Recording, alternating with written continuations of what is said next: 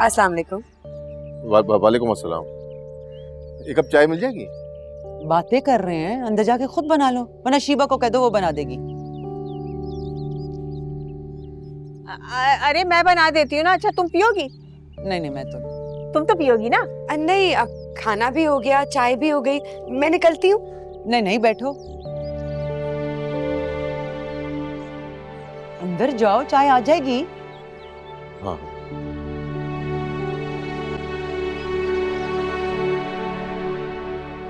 बस जहाँ खातून नजर आ जाए वहाँ कदम रुक जाते हैं। क्या बता रही थी आप ड्रामों के बारे में? हाँ मैं ये कह रही थी कि मैं सारी ड्रामों की कहानियां ना इसे बता दिया करती थी।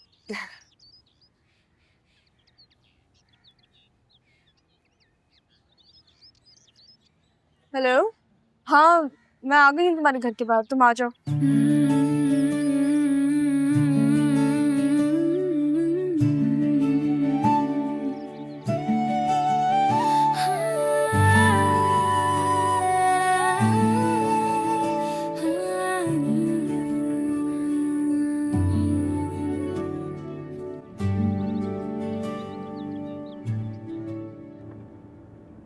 Looking very pretty. तो पता है तुम गुस्से में भी अच्छी लगती हो, शायद तभी हमेशा गुस्से में रहती हो। खुदा, भाईजान आप क्यों मुस्कुरा रहे हैं? गाड़ी पे तवज्जो दें, तभी इसी तरह एक्सीडेंट्स होते हैं।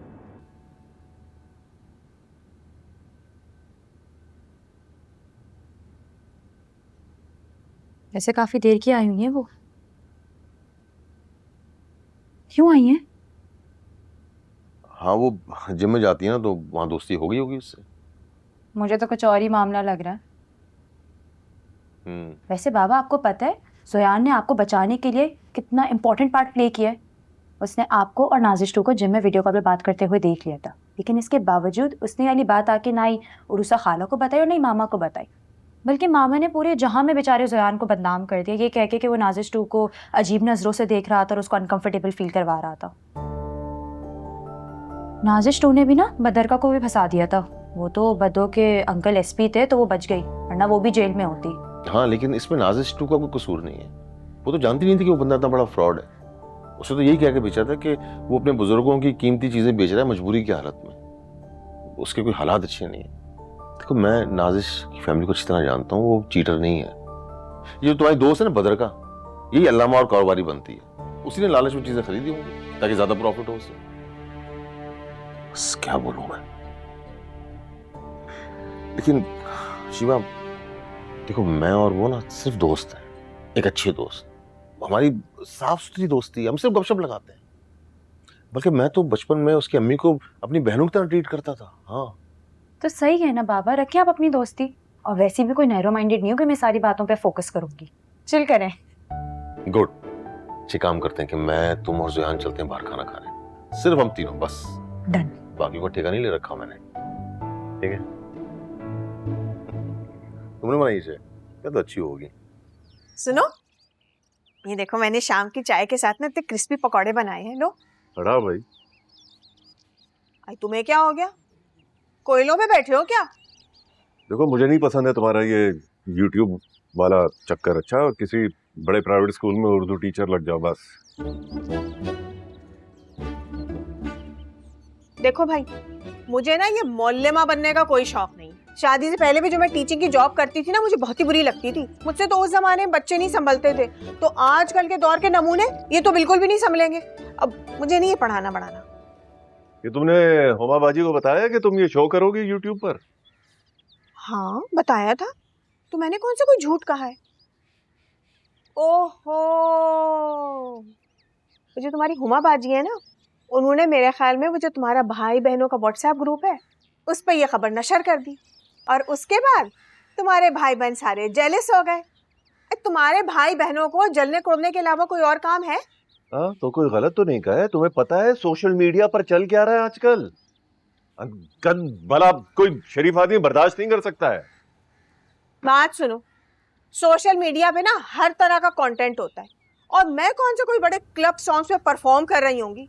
अबे सीधी सादी औरतों की तरह किचन में खड़े होकर खाना पकाने की तरकीबें शेयर करूंगी और ड्रामों पे तबसरे करूंगी। अच्छा जो करना है करो, तुमने कब मेरी सुनी है? सुनो, देखो YouTube से जो मैं पैसे कमाऊंगी उससे मिलकर हम दोनों घर का खर्चा चलाएंगे, ये अच्छी बात नहीं होगी? नहीं, तुम्हें तुम्हारे YouTube की कमाई मुबारक हो, मुझे उसमें से एक पाई नहीं चाहिए। मेरी खुशी इसी में है कि तुम टीचर लग जाओ बस। अगर आज मैं ये काम कर रही हूँ ना तो मैं अपनी मर्जी से कर रही हूँ। हाँ, अगर कल को मेरा दिल चाहे मैं पढ़ाना शुरू कर दूँ तो मैं पढ़ाने लगूंगी, मगर अपनी मर्जी से, किसी और के कहने पर नहीं। मर्दों के अलावा ना औरतों को भी पूरा हक हासिल होता है अपनी मर्जी के फैसले करने का। अभी चैनल खुला है नहीं और आपका बिला वजह का फेमिनिज्म शुरू हो गया। बहरहाल तुम शो में सर पे दुपट्टा लोगी और कपड़ों का खास ख्याल रखना। जी बहुत अच्छा अब्बा जी।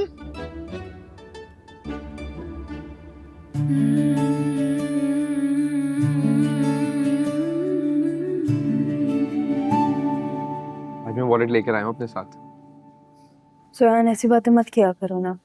तुम बिल पे करो या मैं बिल पे करूं, इट्स द सेम थिंग।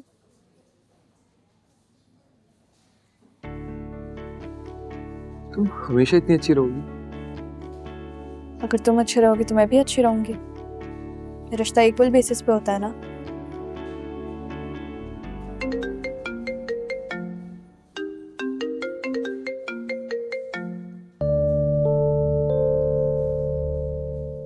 किसका फोन है? रोहेल का। मैं तो बोला था तुमने उसको ब्लॉक कर दिया। तुमने भी तो मुझे कहा था कि तुमने जैनी को ब्लॉक कर दिया। उसने तो तुम्हारी और अपनी पिक्चर भी पोस्ट की है इंस्टाग्राम पे, कल की।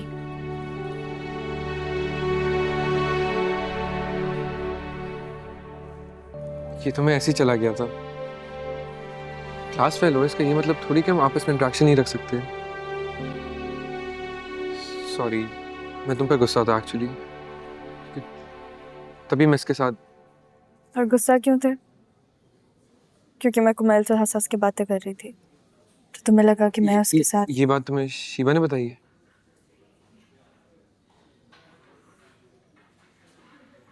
I am sorry. तुम्हें रोहेल पसंद है? बुरा नहीं लगता वो मुझे, मगर तुम जैनी को पसंद करते हो। जान, सच सच कहना मुझसे। मैंने भी तुमसे सच कहा है ना। बुरी नहीं लगती मुझे, कभी कभार अच्छी लगती है, लेकिन स्पेशली जब तुम मुझसे लड़ती हो, पता नहीं क्यों बैक ऑफ द माइंड मुझे उसका ख्याल आ जाता है।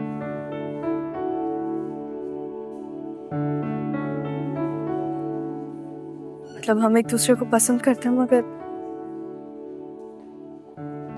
क्या हम दोनों सिर्फ एक दूसरे के लिए एक ऑप्शन है?